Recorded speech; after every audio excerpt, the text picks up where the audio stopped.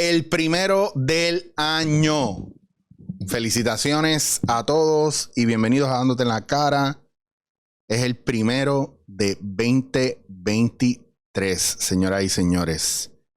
Tuvimos un año chévere, yo espero que ustedes también. Están pasando muchas cosas. El último episodio con Ricardo fue un palo.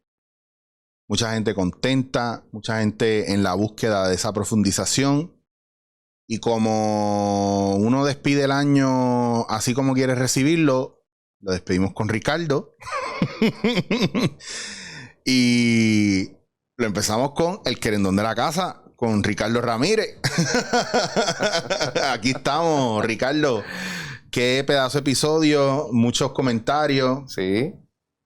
Mucha profundidad. No hubo gente changa porque saben que las cosas vienen no desde las ganas de tirar o cancelar o censurar, Claro, sino de que sigamos expandiendo y abriendo y pensando y creciendo y desarrollándonos en todo este movimiento de, ¿verdad? De despertar la conciencia. eso es así. Y hoy, ¿verdad? Con el cafecito en las manos, ya Ricardo se dio su expresito.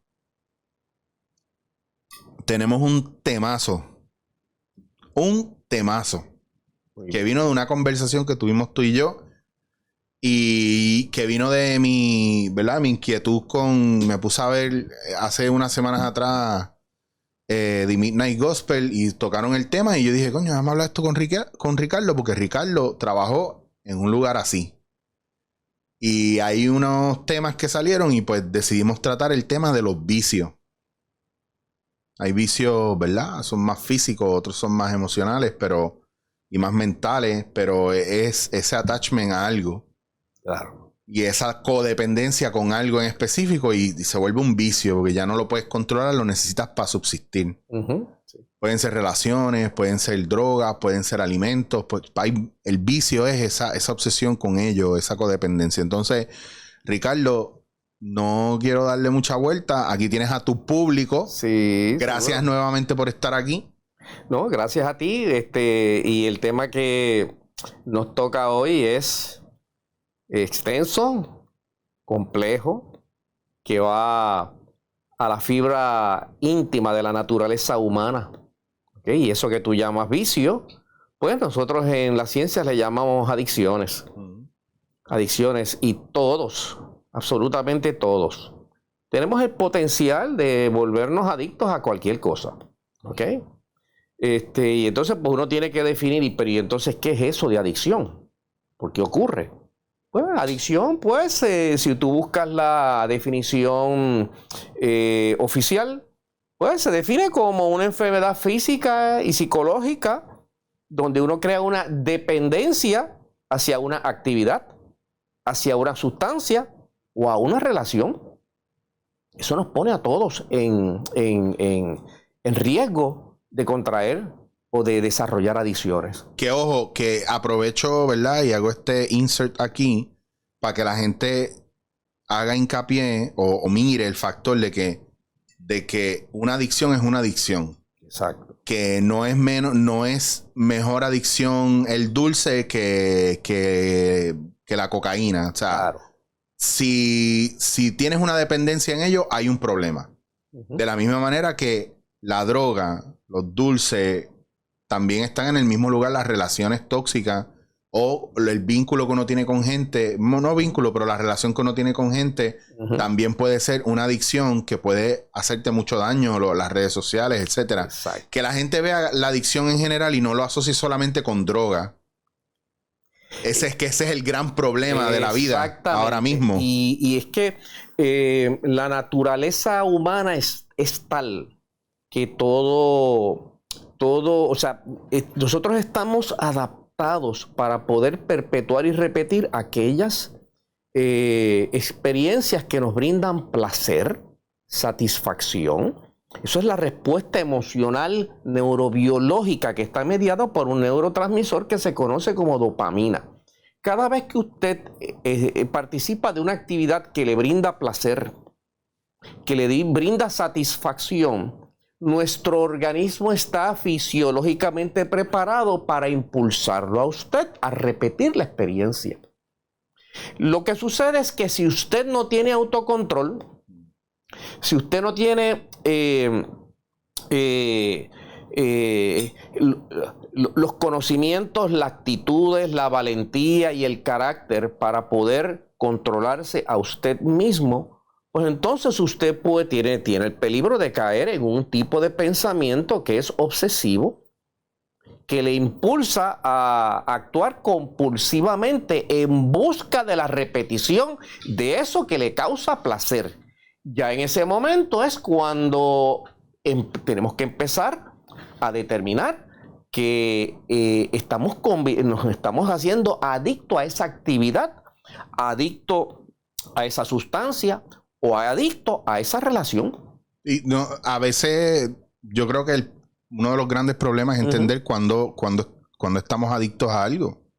Porque yo creo que hay una línea bien fina entre nosotros reconocer que es una adicción y que no. Porque yo he escuchado gente que dice, yo bebo así y me emborracho y eso, pero el día que yo quiera parar, yo paro. Entonces un día viene y una semana se detiene. Pero vuelve a caer en el patrón y te dicen, no, yo estuve una semana que yo no me bebía nada, pero volviste a caer. ¿Y cuánto tiempo? O sea, hay una línea de tiempo que defina si tú eres adicto o no eres adicto. No tiene que ver con el tiempo. Precisamente ese es uno de los principales síntomas que comienza a indicarte de que estás desarrollando una adicción a esa actividad. Por lo tanto, usted se puede convertir adicto a cualquier cosa. Usted se puede convertir adicto al sexo, al alcohol, al tabaco, al azúcar, a los juegos de azar y por supuesto a las drogas que nosotros hemos clasificado como antisociales. ¿Ok? Todo depende de los mecanismos de satisfacción interna, de control interno, que hacen que ese pensamiento se perpetúe y se vuelva compulsivo, obsesivo. ¿Ok? Y entonces uno diría, pero, ok, está bien, hay unos mecanismos neurobiológicos, pero ¿por qué unas personas tienen una tendencia más fuerte que otras a caer en este tipo de actividad? Bueno, a través de la psicología y la psiquiatría se han identificado unos factores que pueden predisponernos a caer en estas actitudes. Por ejemplo, hay algunos que piensan que hay uno de los factores podrían ser problemas psiquiátricos.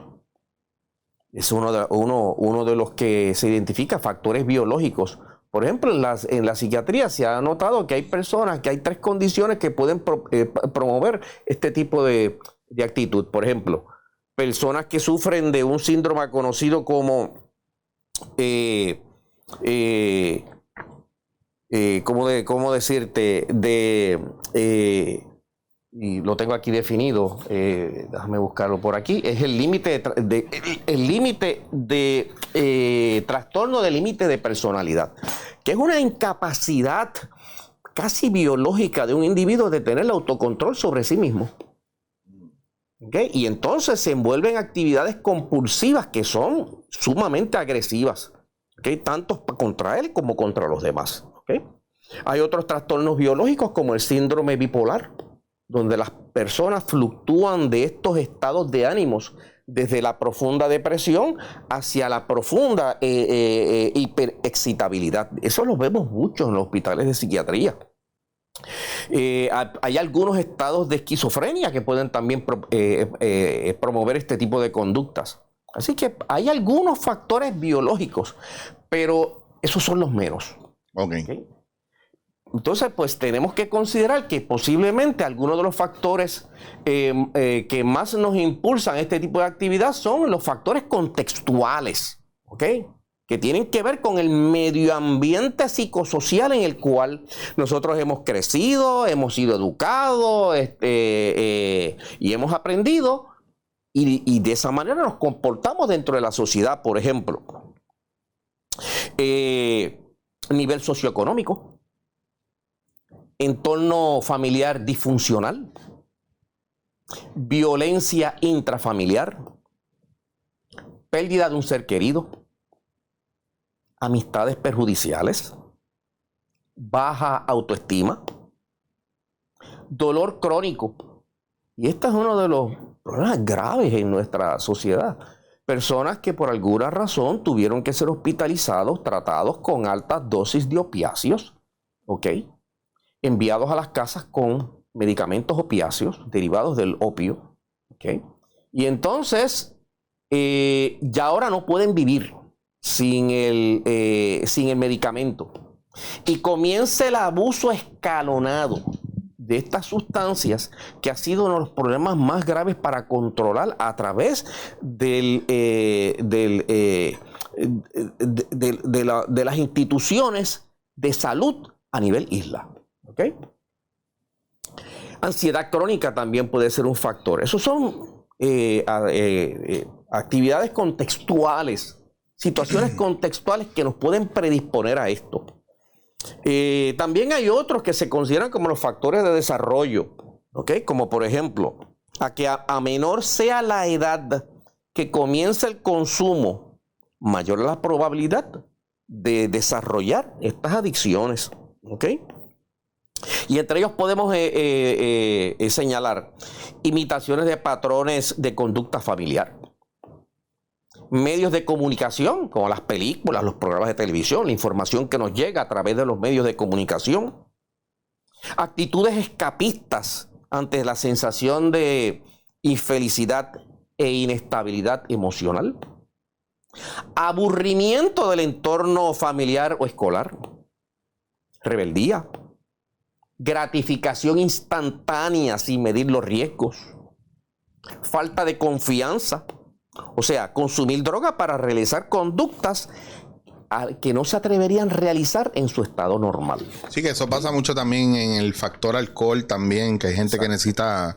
Exacto. Alguna vez me habrá pasado en producciones, gente que para poder estar en escena tenía que o fumar o beber. Ahora bien, estos factores que hemos mencionado, que son tan amplios y tan diversos, no pueden explicar completamente el por qué se desarrollan pensamientos compulsivos de esta naturaleza.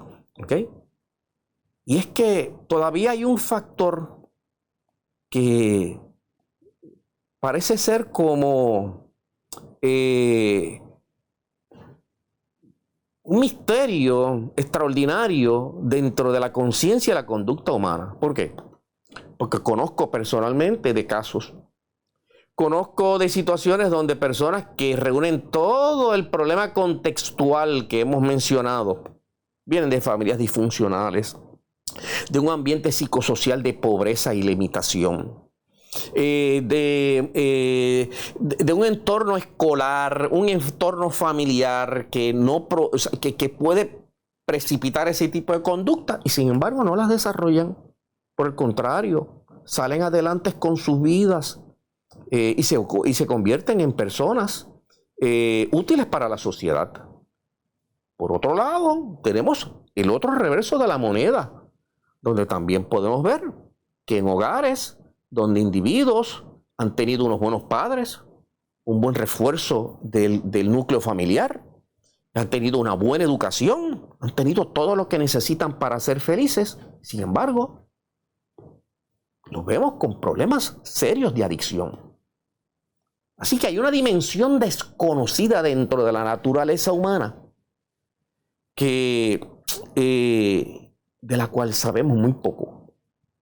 Porque estos factores que hemos mencionado, sí, pueden aumentar la probabilidad de usted desarrollar una de ellas, pero no son, en esencia, lo que posiblemente lo lleve a ese tipo de pensamiento. Por ejemplo, hay quienes aluden que hay hasta factores biológicos, factores de herencia.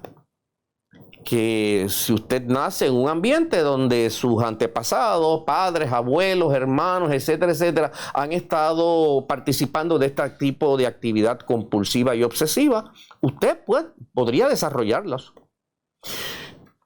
Pero es así, no necesariamente. Por ejemplo, usted puede tener un perfil genético para desarrollar diabetes. ¿Okay? ¿Por qué? sus abuelos, sus padres, los hermanos de sus padres, todos, ambas, como en mi caso, ambas familias, ambas ramas familiares, paternales y maternales, todos sufrieron de diabetes, adquirieron diabetes tipo 2 en la adultez. ¿Okay? Sin embargo, nosotros, los hermanos, no la hemos desarrollado nunca. ¿Por qué? Simple y sencillamente nos hemos educado, hemos hecho lo correcto en términos de alimentación, ejercicio, etcétera, etcétera. Por lo tanto, una predisposición genética puede impulsar a uno, pero no necesariamente llevarnos a ese tipo de situación. Así que dentro de ese gran contexto tenemos que ver las adicciones, ¿ok? Siempre pensando que hay una dimensión desconocida dentro de eso que llamémosle el alma humana, de la cual sabemos y conocemos muy pocos, ¿ok?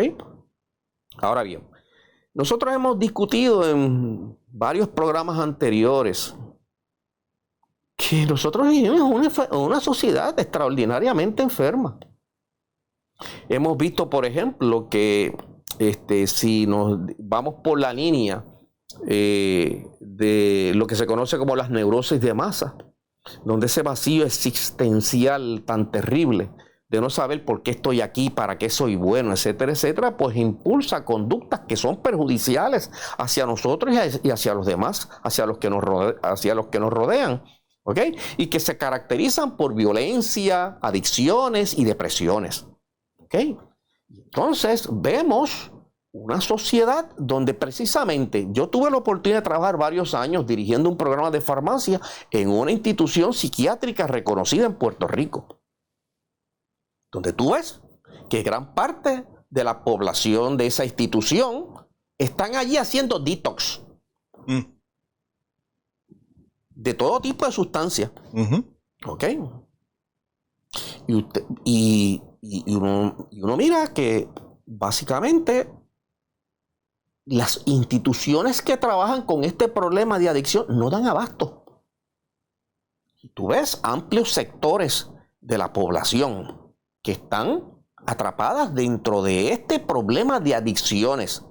Y posiblemente cuando tú miras el perfil psicológico de esta persona, tú puedes ver claramente el problema de que hay un componente grande de depresión, hay un componente grande de falta de autocontrol y hay un componente grande de pensamiento obsesivo. ¿Ok?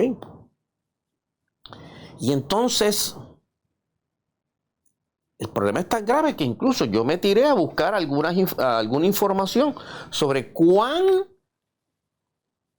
terrible está haciendo esto para nuestra sociedad. Este problema de neurosis de masas. Bueno, a nivel global se estima que 15 millones de personas en el mundo tienen dependencia a los opioides y solo el 10% recibe tratamiento. ¿Qué son opioides? Opioides son sustancias que se derivan de una planta que se conoce como amapola adormidera. De ahí se extrae el opio. ¿Ok? Y de ese opio se sintetizan una gran miríada de sustancias, como la heroína, la morfina, la codeína, el fentanilo, la meperidina, etcétera, etcétera, etcétera. ¿Ok? Bueno, 15 millones de personas alrededor del mundo y solo 10% recibe tratamiento. Se estima que en Estados Unidos de América 128 personas mueren diariamente por sobredosis a opioides. Una de las causas de muerte con relación del uso de opioides es que cualquier sobredosis de esta sustancia provoca un paro cardiorrespiratorio y la persona deja de respirar y muere. ¿Okay? 69,000 personas en el mundo mueren cada año por sobredosis de opioides. Wow. Y lo extraordinario del caso es que en el año 2019, en medio del encierro de la pandemia, en Estados Unidos se contabilizaron 71,000 muertes por sobredosis de drogas. Oh, wow. 71,000 muertes solamente en Estados Unidos. ¿Ok? Y prácticamente la mitad de todas esas muertes estuvieron relacionadas a sobredosis con fentanilo, que es una de las sustancias que encontramos en la sociedad que está siendo más abusada. ¿Okay? El problema con el fentanilo es que tiene un margen terapéutico bien estrecho. ¿Qué significa eso? Que la dosis que usted necesita para lograr un efecto y la dosis tóxica es bien estrecha. Pero ¿en qué caso se aplica el fentanilo, por ejemplo? Por ejemplo, el fentanilo es ampliamente utilizado en hospitales, en instituciones hospitalarias para calmar el dolor. Fracturas, cirugías, pacientes que están en intensivo, pues los tienen que tratar con fentanilo porque es extraordinariamente potente para calmar el dolor. ¿Ok? Y la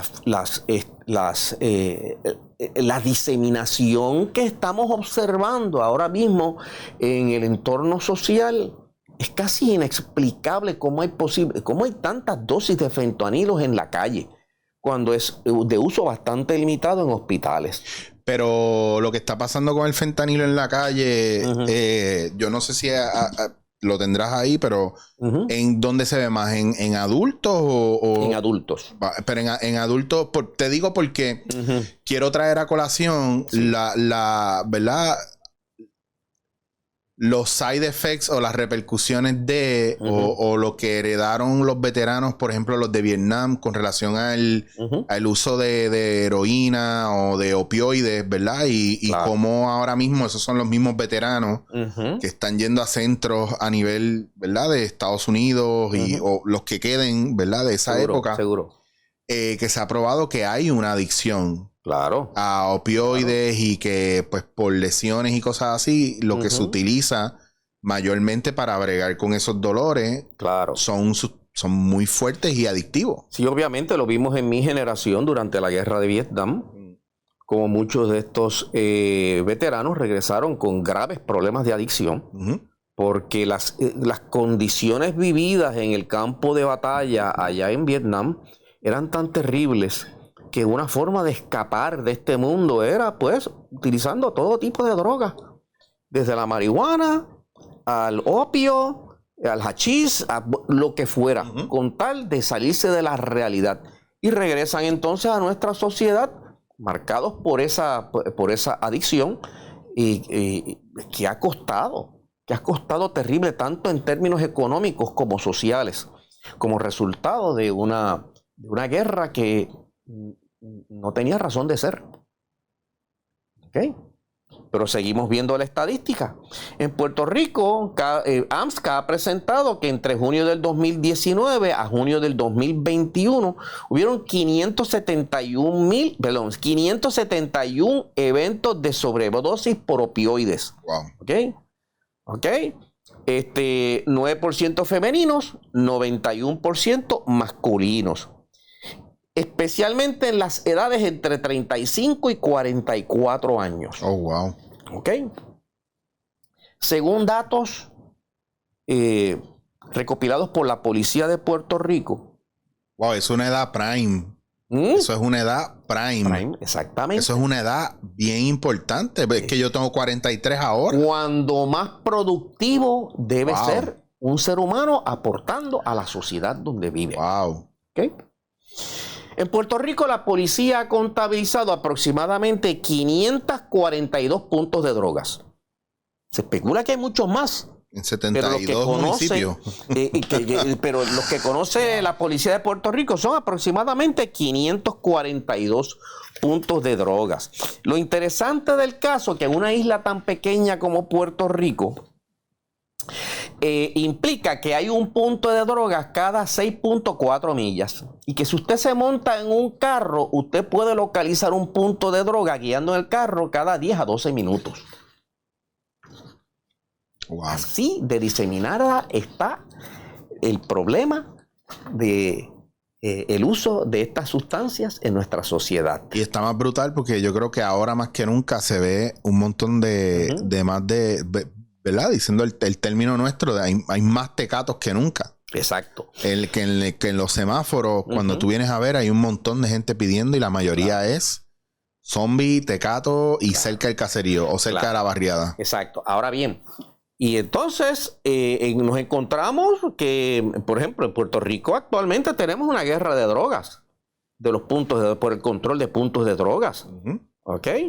Donde mueren una cantidad, se estima que el 80% de todas las muertes violentas en Puerto Rico están relacionadas al tráfico de drogas y el control de puntos de drogas, ¿ok?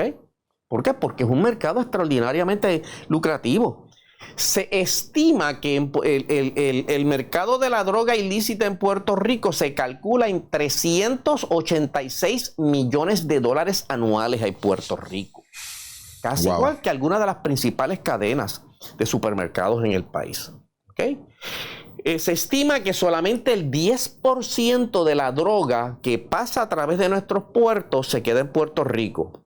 Con ese 10% se producen casi 380 millones de dólares al año, lo que implica que si el 90% sale de nuestras costas y va hacia Estados Unidos, a través de nuestras costas pasan aproximadamente 3.600 millones de dólares en droga ilícita.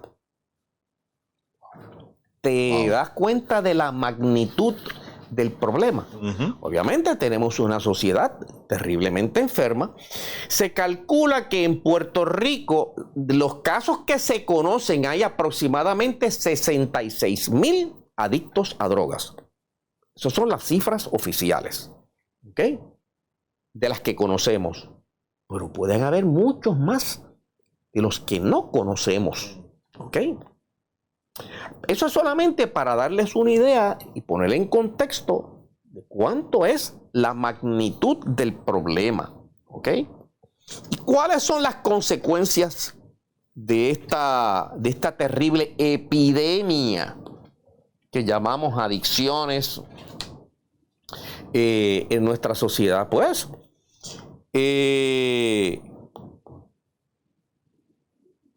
¿cuáles son las consecuencias, tanto individuales como psicosociales? Por ejemplo, bueno, sabemos que el uso de estas sustancias en su mayoría pueden dañar el sistema inmunológico. Tomemos los casos de SIDA, ¿ok?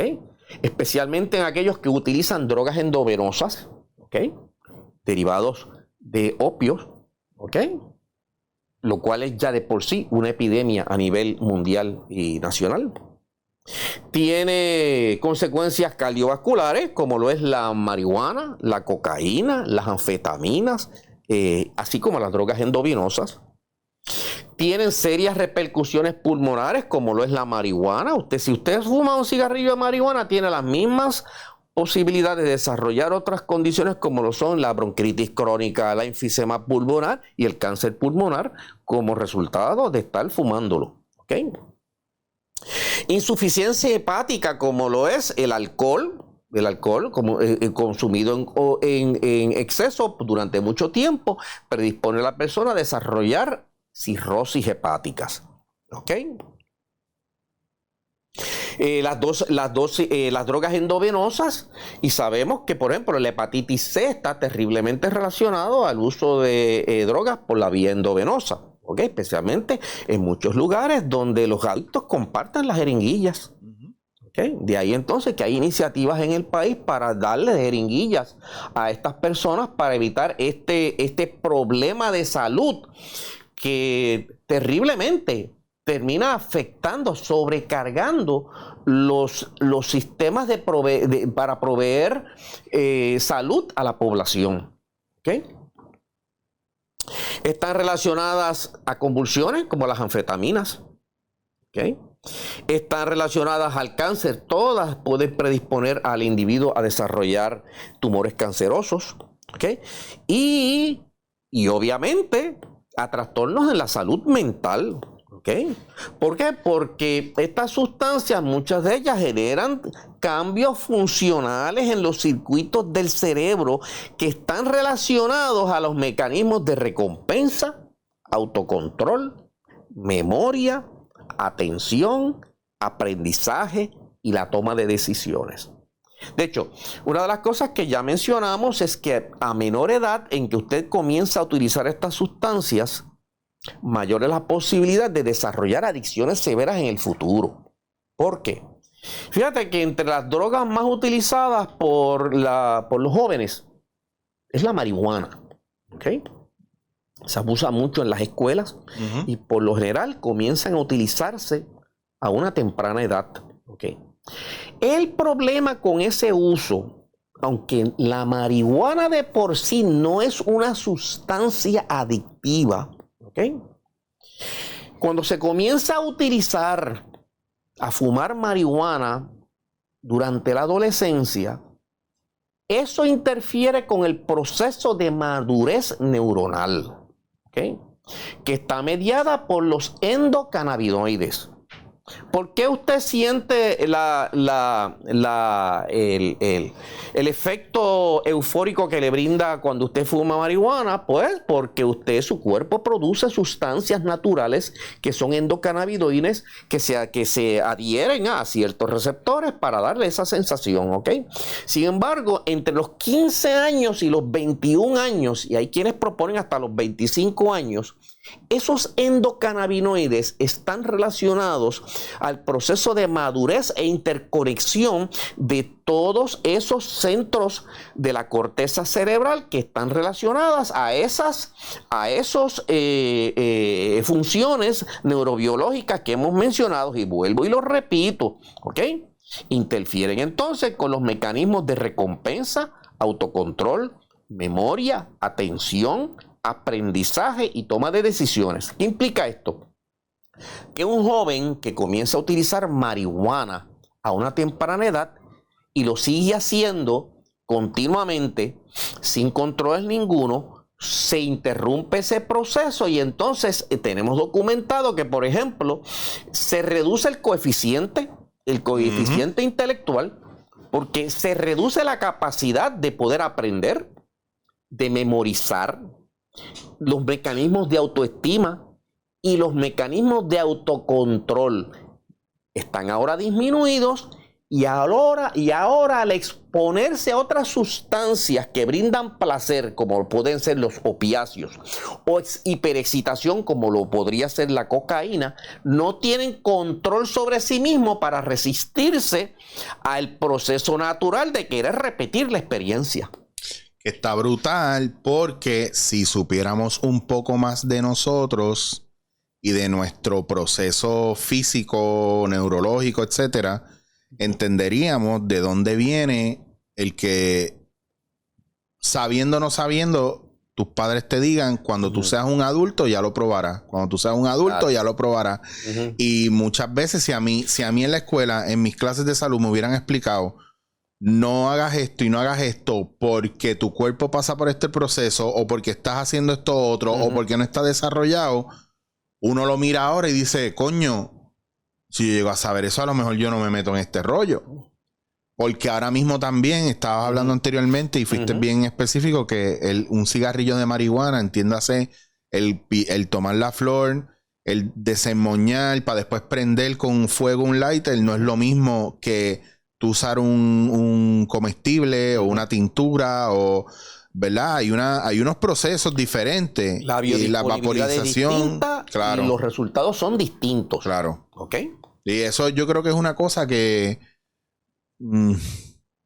ya ves que está brutal, Ricardo, porque también a veces no es ni el elemento, es el uso, ¿verdad? No es la idea, es la ejecución. Exacto. Yo creo que hay muchos elementos aquí que nosotros no estamos viendo porque hay una desinformación. Es que lo puedo mirar hasta como la gente que hace keto, que no está haciendo el keto desde un lugar donde un especialista en salud te puede llevar, sino, es que vi esto por internet, es que vi esto otro, y lo hacen mal. Y entonces no funciona, o tienen repercusiones en el cuerpo, le echan culpa a la dieta, pero no se responsabilizan por hacer algo que no conocen. Claro. Y que no conocen las reacciones de su cuerpo ante eso. Claro, pero tú puedes esperar eso de un adulto. Claro. El problema son los jóvenes. Claro, ahí está. Que no tienen el fundamento, que si están dentro de uno de los elementos contextuales que ya hemos descrito aquí, entonces por curiosidad o por presión de grupo. El alcohol es igual. Y el alcohol que está más accesible. Exacto. Es igual. Lo que pasa, al principio hago el statement. El problema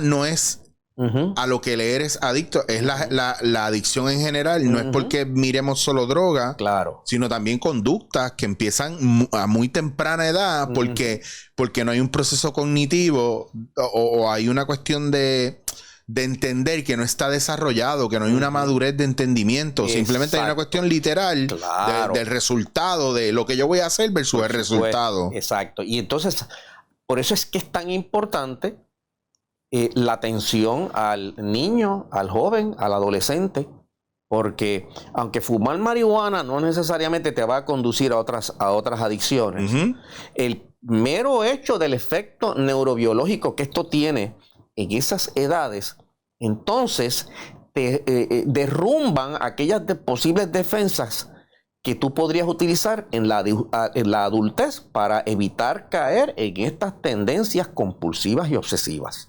¿Okay? Ahí es donde está el problema. ¿Okay? Y si tú pones esto entonces en un contexto de una sociedad que es tan profundamente materialista, una sociedad que busca la satisfacción inmediata de sus deseos, una sociedad que está bombardeada continuamente a través de los medios de comunicación, donde se le está diciendo a la gente que tienes que echar para adelante, que tienes que ser una persona exitosa, que no puedes estar triste, que tienes que estar feliz. Exacto. Pues entonces, ¿qué tú puedes esperar de una persona que tiene ahora serios problemas de autocontrol? ¿Okay? Pues no puedes esperar mucho. Lo mismo la gente que se mete a los gimnasios y a explotarse todo el tiempo dentro del mismo gimnasio a un nivel de que a los 35, 40 años empiezan ya han acelerado artritis, lesiones muy potentes que no les garantizan salud a los 60, al contrario, lo que garantiza que van a estar más desbaratados. Claro, y de hecho, entre una de las sustancias que están controladas por la ley están las hormonas androgénicas. ¿Ok? Especialmente de estos que se pasan metidos en el gimnasio, porque están obsesionados hedónicamente con su cuerpo, al punto que entonces comienzan a utilizar estas sustancias para crear esta musculatura espectacular, que es totalmente antinatural, porque lo que hace esa sustancia androgénica es que recubre el músculo de grasa y le da una forma. Pero más adelante en la adultez, una vez ya no las utilizas, sufre de atrofia muscular, impotencia, que es una de las clásicas repercusiones del uso de estas sustancias, ¿ok? Y problemas serios de comportamiento y conducta, ¿ok?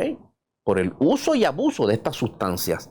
¿Por qué? Por la obsesión que se tiene de que mientras más músculos y más grandes son mis músculos, más bellos me veo. ¿Ok? Y entonces, finalmente, ¿cuáles son las consecuencias sociales? Pues, pérdida de relaciones familiares y personales, pérdida de empleo, pérdidas económicas, conductas de riesgo, pérdida del hogar, encarcelamiento y finalmente la pérdida de la vida. A esos niveles hemos llegado. ¿Ok? ¿Qué busca el adicto? Pues se han identificado 3 cosas que busca el adicto. La primera, sentirse bien. ¿Ok? ¿Por qué? Primero, porque hay sustancias que producen euforia y relajación, como lo son la marihuana y los opiáceos. Muchas personas que están adictas a los opios están en una actitud escapista y esta sustancia le provee el escape inmediato de esa realidad. ¿Ok? Y uno diría, pero es que, o sea, cuando tú usas opiáceos, especialmente por vía endovenosa, las primeras reacciones son completamente desagradables. Porque una de las cosas que hacen los opiáceos es que estimulan las náuseas y los vómitos. Sin embargo, el cuerpo crea tolerancia a ese efecto. Y ya en una tercera o cuarta dosis se produce lo que se conoce como el rush. El rush es una sensación parecida a tener un orgasmo, ¿okay? Seguido ahora de una relajación profunda, ¿okay? Por eso tú ves muchas de las personas que utilizan estos opiáceos, ¿okay? Después y poco tiempo después de inyectarse, tú los ves que se quedan dormidos. Esa relajación tan profunda. Para ellos es completamente satisfactoria. Y el problema con eso es que para que una droga sea adictiva, una de sus peculiaridades es que se crea tolerancia al efecto. Nosotros, todas aquellas cosas que nos producen placer, nuestro cuerpo crea tolerancia a ellas cada vez que las repetimos. Por ejemplo, ¿a ti qué te gusta el café? No, cuidado, ¿para dónde vas? Y hay algunas personas... Cuidado, Ricardo, cuidado. Bueno, y hay personas que están adictas a la cafeína. Sí, full. Yo entiendo que estoy adicto y tengo un sistema hiper excitado. Ok. Por también la adicción al café. Claro. Que era lo que hablábamos anteriormente. Ajá. Que yo, a lo mejor yo no bebo, a lo mejor yo no fumo, a lo mejor yo no tengo otros vicios, pero el dulce o el café llena ese espacio que los otros vicios no están llenando. Pues fíjate que hay muchas personas que empiezan a tomar y a lo mejor con una cucharadita de azúcar era suficiente para sentir que el café les agradaba. Y después de un tiempo entienden que ahora tienen que usar una cucharadita y media para tener el mismo efecto. Y después 2 cucharaditas. Y después 2 cucharaditas y media. Y después 3 cucharaditas. ¿Por qué? Porque cada vez que usted repite la dosis, su cuerpo crea tolerancia al efecto y ahora necesita una dosis más alta para poder tener la misma sensación satisfactoria. Esto pasa con los adictos a cualquier tipo de sustancia. ¿Okay? Que ahora la misma dosis que le provocó el rush y el relajamiento, ¿okay? Pues la próxima dosis tiene que ser mayor para tener el mismo efecto. Voy a tirar una aquí que la gente se cree que es inofensiva, pero no lo es. Los antiinflamatorios y los painkillers. Exactamente. Que yo vengo de ahí, tú lo sabes. Eso es así. Y yo, pues, ustedes saben que yo soy farmacéutico. Yo me he encontrado con situaciones en la farmacia que a mí nunca se me olvidará. Una vez tuve que atender un paciente que acababa de llegar de viaje. Estaba hospedado en un hotel en San Juan. ¿Okay? Y viene a la farmacia para transferir una receta de opiáceos desde la ciudad donde viene en Nueva York a Puerto Rico. Una situación que está prohibida por la ley local. Cuando se le informa a la persona que no lo podemos hacer por las regulaciones locales, el individuo entró en pánico en medio de la farmacia. Perdió totalmente el control. ¿Okay? ¿Qué hicimos? Le propusimos, vamos a llamar a un médico que te pueda hacer una receta para que tú puedas continuar con tu tratamiento para el dolor.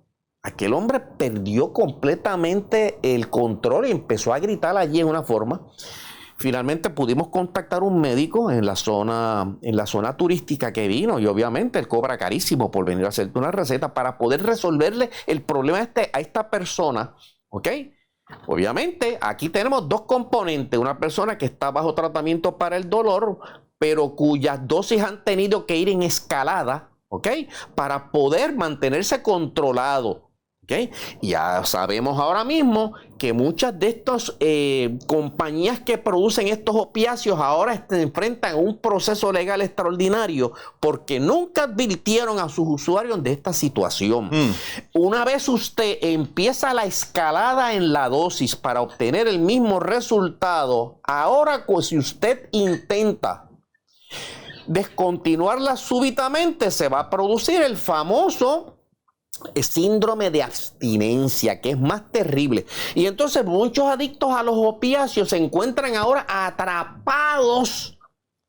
Y ahora no es tanto por el placer que les produce, sino por el temor a la retirada los síntomas de la retirada que produce el dejar de utilizar estas drogas abruptamente.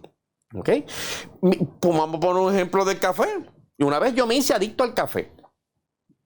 yo llegaba a mi oficina y estaba mi secretaria haciendo café.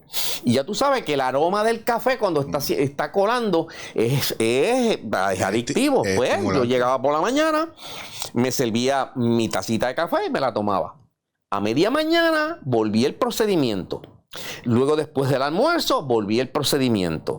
A las 3 de la tarde volvíamos otra vez a hacer café. Y después, como a las 5 o las 6 de la tarde, volvíamos a hacer café. ¿Qué pasó?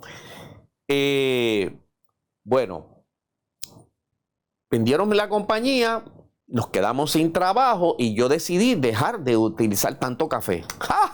Ahí entonces viene el síndrome de la retirada, ¿ok? Que se manifiesta en las personas que desarrollan adicciones al café. La cafeína es un vasoconstrictor natural de la circulación periférica craneal. Y ahora, ante la ausencia del café, hay una vasodilatación y ahí vienen las terribles jaquecas y migrañas. La migraña. Que produce cuando usted se está desintoxicando de café. Cállate que yo tengo detox esta semana y tengo ayuno esta semana y el café es bastante limitado. ¿Viste cómo yo me lo literalmente dosificado? Yo estoy mirando que en los últimos 3 días a lo mejor no tener, pero sí te produce migraña y te empieza el temblequeo y tú dices algo me falta. Exacto. Y es eso. Pero tú sabes que con la diclofenac a mí me llegó a dar a un nivel de que tuviste las dosis y era para lo de la rodilla y era diclofenac más a lo mejor 200 o 400 de ibuprofeno. En algún momento, no al momento, pero sí era como si era una diclofenac diaria, de repente en 12 horas, no, yo necesito algo más. Y a veces llegaba a un punto que, por ejemplo, en ibuprofeno, creo que la dosis en adulto y por mi peso, como mucho 1200 al día. Y llegó un punto donde a veces yo estaba en 2 gramos. No, y las consecuencias renales que tienen estos antiinflamatorios son terribles. Son terribles. Pero de eso a erradicarlo, porque por tener otras maneras de trabajar con el dolor, que si el quiropráctico, que si la doctora, que si la acupuntura, que si el bajar de peso, de repente ya no estaba ahí. Lo mismo lo de los ayunos, bajar la inflamación a través del trabajo en ayuno, también para los que tenemos inflamaciones crónicas. O sea, que al final no es solamente las drogas que conocemos. O sea, hay otros factores bien importantes dentro de entender por qué estas adicciones y el no reconocerlo, que después ya miraremos eso también. Claro, exacto. Pues siguiendo con el tema de sentirse bien, esa es la situación con los usuarios de opiáceos, pero hay otras situaciones, especialmente con relación a sentirse bien, que es la sensación de poder. Entonces aquí están las adicciones de los high achievers, de los magnates corporativos, de los gerentes corporativos. Y entonces aquí la adicción cambia. Ahora no son sustancias que producen una depresión del estado consciente. Ahora se utilizan sustancias que son excitadoras del sistema nervioso, como lo es la cocaína. ¿Okay? Por eso es que la cocaína es tan usada entre altos ejecutivos, personas que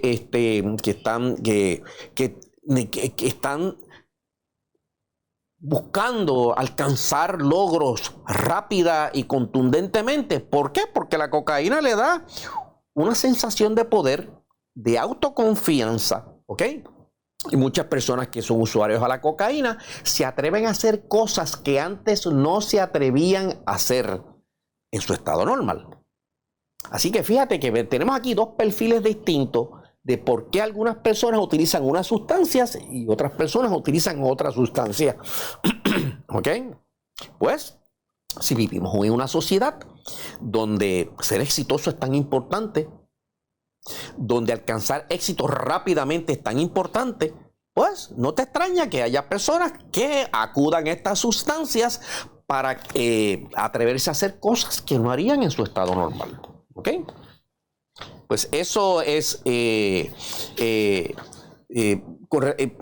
ahí con relación a sentirse bien. Otra razón por la que se utilizan drogas, pues para sentirse mejor. La primera era para sentirse bien, ahora es para sentirse mejor. ¿Qué significa eso? Pues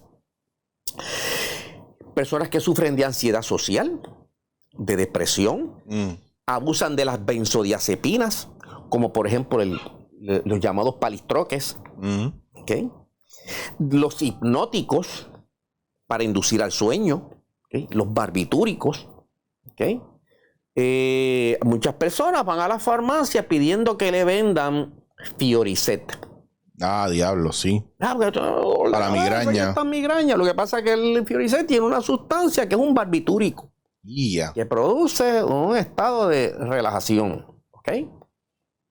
Y obviamente está en las fórmulas, en esa fórmula específica para el tratamiento de migrañas. ¿Ok? Además tiene cafeína. También, eso te iba a decir. Y tiene analgésico. ¿Ok? Obviamente utilizando el mismo mecanismo que mencionamos anteriormente. ¿Ok? Usted le da al sistema, a su cuerpo le da cafeína, ahora se contraen los vasos de la periferia craneal y la presión intracraneal baja y a usted se le va la jaqueca. Pasa el efecto, se dilatan los vasos y usted vuelve a tener la jaqueca. ¿Y qué pasa? Pues otra vez sigue abusando de la misma sustancia para poder liberarse del dolor que le produce la migraña. ¿Ok? Así que, y entonces empieza a abusar de otras cosas, especialmente las benzodiazepinas, como el Ativan, el Xanax, el Clonazepam y así por el estilo. ¿Ok? Y ya hablamos de las personas que necesitan sentirse mejor con el abuso de los opiáceos orales. ¿Ok? La meperidina, la oxicodona, y así por el estilo. ¿Ok? Y entonces, para desempeñarse mejor es otra de las razones, ¿ok? Especialmente lo vemos en los estudiantes con el abuso de las anfetaminas. ¿Okay? Las anfetaminas son derivadas de cocaína, ¿ok? Son excitantes del sistema nervioso, ¿ok? Pues entonces tú ves el abuso de ciertas sustancias como las anfetaminas para no quedarse dormido porque tiene que estudiar mucho. ¿Ok? Mantener estado de alerta. ¿Ok? Entonces crea una dependencia psicológica a ellas de tal manera que pueda usted mantener esa sensación de que estoy haciendo algo. ¿Ok? Y estoy logrando algo rápidamente. O estoy lo suficientemente alerta durante mucho tiempo para que pueda yo aprovechar cada minuto de mi vida. ¿Ok? Para poder alcanzar lo que quiero alcanzar. La verdad es que son destructoras del sistema nervioso y se paga un precio extraordinariamente caro, ¿ok? Por mantener ese high performance utilizando estas sustancias, ¿ok? Y por último, por curiosidad, especialmente, que es la debilidad de los adolescentes. Sí. ¿Ok? Podemos hacer un resumen. Seguro. Para movernos entonces, porque hay mucho que se ha abarcado. Claro. Llevamos ratito. Sí. Para ir ahora vamos a lo que queremos ir, pero vamos a un resumen primero. Exacto, pues entonces para recapitular, ¿ok? ¿Qué es una sustancia adictiva? ¿Ok? Y vamos a dar la definición oficial de lo que es una sustancia adictiva. Primero, es una sustancia que produce dependencia física, que no es otra cosa que la tolerancia que produce nuestro organismo al efecto que tiene esa droga sobre nosotros. Que produce también dependencia psicológica a una sustancia. ¿Usted quiere saber qué es una dependencia psicológica? Pregúntele a un adicto al cigarrillo. ¿Okay? Esa es una de las dependencias psicológicas más terribles que existe. Aquel que está adicto al cigarrillo, por lo tanto a la nicotina, no puede funcionar si no está fumando. Y a pesar de el pleno conocimiento de las consecuencias perjudiciales que tiene el cigarrillo sobre su salud, él seguirá fumando, ¿ok? Porque es un problema psicológico, es un problema obsesivo, un problema mental obsesivo, ¿ok? Al punto de yo tuve un padrino que murió de enfisema pulmonar por estar fumando por años y años. Y aún en los estertores de la muerte pedía su próximo cigarrillo. Eso es una dependencia psicológica terrible, ¿ok? Usualmente las leyes federales y estatales clasifican estas sustancias por el potencial que tienen de producir dependencia física y psicológica. Y tienen 5 clasificaciones. Desde la 5, que es la menor potencia que tiene, hasta la 1, que no tienen, que son sustancias antisociales que no tienen uso reconocido. ¿Ok? Y ahí hay el potencial. ¿Ok? Que sabemos que producen cambios fisiológicos en las zonas cerebrales que están relacionadas al autocontrol, el aprendizaje, la autoconfianza y así por el estilo. ¿Ok? Y que sabemos que su interrupción súbita provoca lo que conocemos como el síndrome de abstinencia, que es terrible. ¿Ok? Yo que trabajé en una institución psiquiátrica, pude ver de primera mano cómo se tratan a los pacientes que están siendo detoxificados, las cuales tienen que ser llevados a una institución hospitalaria. ¿Por qué? Porque el síndrome de abstinencia hacia cualquier sustancia es terrible. Por ejemplo, una persona que está pasando por síndrome de abstinencia a los opiáceos, pues, si no tiene atención médica, se puede morir. ¿Por qué? Primero por deshidratación. ¿Por qué? Por los vómitos, las diarreas, el dolor abdominal intenso, se producen alucinaciones. Es terrible. Hay que ver a estos pacientes cuando están en el proceso de detox. Como decía un cantante local famoso, hay que romper el vicio en frío. ¿Ok? Y le digo que posiblemente la mayor parte de los pacientes en instituciones psiquiátricas están allí por detox. Y hay distintas modalidades de detox y se utilizan distintas alternativas para ayudar en el proceso de detox. No te van a sanar, pero van a garantizar que tú puedas pasar por ese proceso, ¿ok? De tal manera que no se afecte tu salud al punto de llevarte al borde de la muerte, ¿ok? Y no vale la pena mencionar algunas de las sustancias que se utilizan, ¿ok? Ahora bien, ¿y qué hacemos después que terminamos con el detox? ¿Okay? Pues tenemos que reconocer que si una persona verdaderamente desea salir del proceso del vicio de las drogas, primero tiene que haber un reconocimiento personal de que yo tengo que romper con este problema. ¿Ok? O sea, eso tiene que salir de adentro, porque si usted tiene una persona que está siendo llevado a un hospital de psiquiatría para hacer detox, porque está en un programa de desvío para evitar consecuencias legales, ok, usted le hace el detox, pero en menos de 6 meses esa persona va a estar en las mismas. Va a regresar a su entorno psicosocial y los vamos a ver. Por eso los vemos que entran, están un tiempo en la calle y vuelven y regresan. No es un poco... Ven acá, Ricardo, y lo que pasa es que hay una cosa que me gustaría tocar aquí. A lo mejor tú me das luz o por lo menos reflexionamos sobre ella. No somos a veces muy crueles con estos procesos y estas cosas porque... Yo creo que le pasa a los que suben y bajan de peso constantemente. Ajá, ok. Donde yo te puedo decir ahora, ponle que me voy a la doctora y bajo 30 libras con ella en 2 meses. Pero 6 meses más tarde, tengo otra vez esas 30 libras. Por las razones que sea, vinieron las navidades, vinieron estos viajes. Claro. O sea, hay un descontrol, hay una... No necesariamente personal, pero uno sí llega a un punto donde de tanto luchar en contra de lo habitual o de la norma, termina sucumbiendo a ello. Y más nosotros, en este caso, en una cultura donde todo lo que hacemos gira en torno a comida o bebida.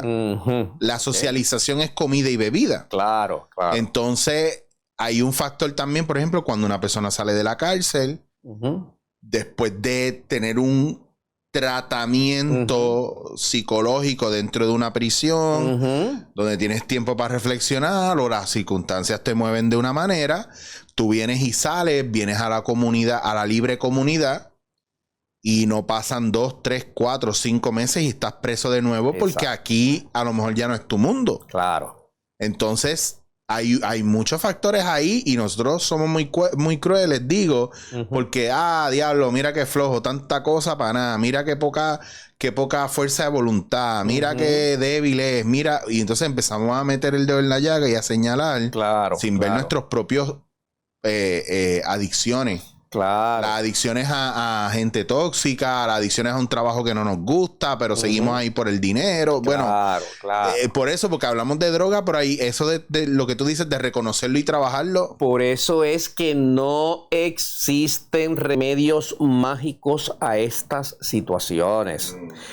Para que un tratamiento sea efectivo, tiene que ir acompañado de psicoterapia, de ayuda emocional, de ayuda de alguna manera. Tienen que ir agarradas de la mano. De lo contrario, no existen sustancias que le van a ayudar a separarse permanentemente de estas adicciones.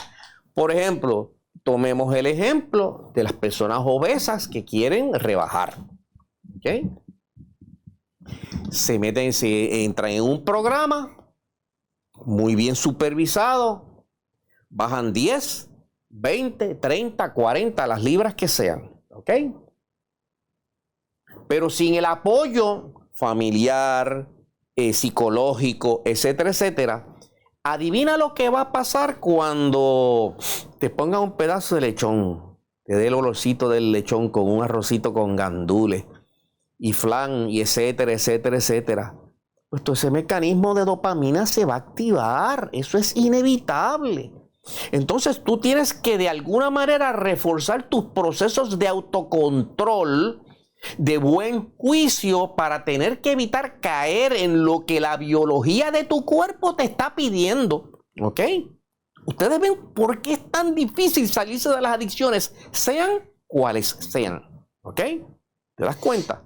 Hay un montón de factores ahí psicológicos envueltos y la gente piensa que es solamente la dieta, que no le funciona. Pero es un factor de factores psicológicos que perpetúan la respuesta biológica de nuestro cuerpo, que siempre va a estar dirigida a que se repitan las experiencias que nos producen placer. Claro. ¿Ok? Mediadas por dopamina. ¿Ok? Así que usted puede utilizar sustancias como la buprenorfina, naltrexona, lofexidina, metadona, antidepresivos, vareniciclina, disulfiram, acamprosato, que son algunas de las sustancias que se utilizan tanto para el detox como para el tratamiento crónico de estas condiciones, pero si no están amarradas con terapias psicoterapéuticas, como por ejemplo lo es las terapias cognitivo-conductual, las entrevistas motivacionales, los incentivos motivacionales, ¿ok? Como los vemos en los tratamientos tradicionales psicológicos y psiquiátricos, va a ser muy difícil que se pueda salir de ese infierno de la adicción. Y entonces podemos incluso añadir otras alternativas dentro de las áreas de psicoterapia, como lo pueden ser, por ejemplo, modificación de actitudes, fomentar hábitos saludables, promover la aceptación del tratamiento, que se pueden conseguir también con terapias alternativas como la Gestalt, como los métodos sistémicos, como los métodos de constelaciones, ¿okay? Que pueden utilizar y ser integradas en este proceso para propiciar un ambiente mental y psicológico que le permita a la persona transicionar de esa dependencia a una nueva forma de vida saludable. ¿Okay? Si esto no ocurre, usted podrá tener la mejor alternativa farmacológica y le aseguro a usted que usted volverá a las mismas.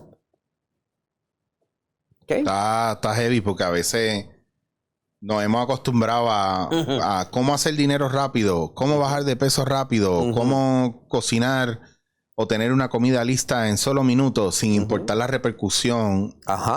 De cómo llegamos de punto A a punto B. Claro. ¿Te acuerdas cuando la época de los para un poco ayudar al ama de casa, los TV dinners, y cómo el valor nutritivo de un TV dinner era 0, pero la foto te enseñaba una comida completa, un comfort food. Sí. Y después como empezamos a ver que la gente quería cosas para adelgazar y era qué es lo más rápido para bajar de peso. Y también lo mismo pasa para dormir y para un montón de cosas. Hay una pastillita mágica para hacerlo. ¿Cómo te haces dinero rápido? Eso es muy sencillo. Haz esto, haz esto, haz esto. Y mucha gente sí se hizo dinero. Quien trajo la trampa o la pastilla mágica. Entonces, yo creo que hay un factor bien importante de un poco mirar también. Pues tú mencionas lo de la Gestalt, que no es otra cosa que trabajar, hacerse. La Gestalt está ahí para uno aprender a hacerse responsable de uno mismo.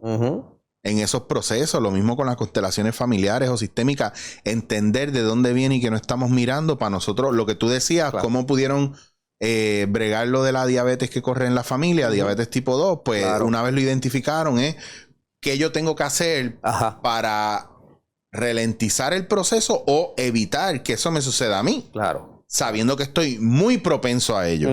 Exacto. Y es brutal porque también hay vicios que son vicios que buscan la muerte y uno no sabe por qué en la familia hay un adicto ahora y de dónde viene, que no se miró a nivel familiar, qué secreto se ocultó o se quedó ahí, que no se trabajó, que también pasa y eso repercute, ¿verdad? En vicios y en situaciones que la gente no entiende ni por qué viene a eso, como lo del cigarrillo que estábamos hablando anteriormente. Recuerde, usted no se volvió adicto de un día para otro.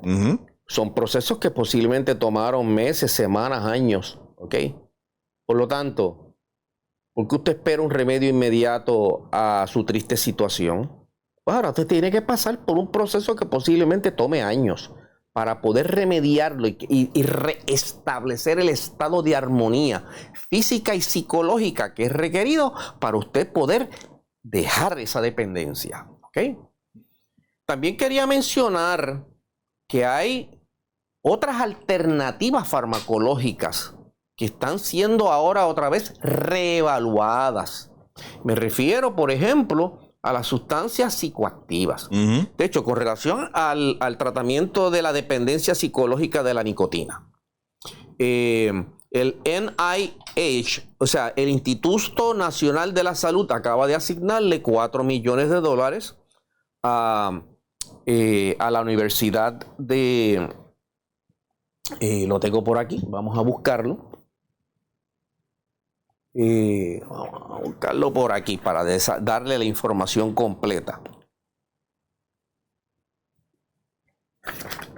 Déjame aprovechar en lo que tú... Sí, al sistema John Hopkins. En lo que tú, antes que lleguemos ahí, que quiero llegar a eso, déjame aprovechar una de las cosas que yo había mirado con lo de los vicios en las constelaciones, y lo uso porque me hace sentido antes de que entremos en profundo, dice, y esto lo encontré porque me interesó una línea que estaba buscando y hice un documento sobre esto aquí.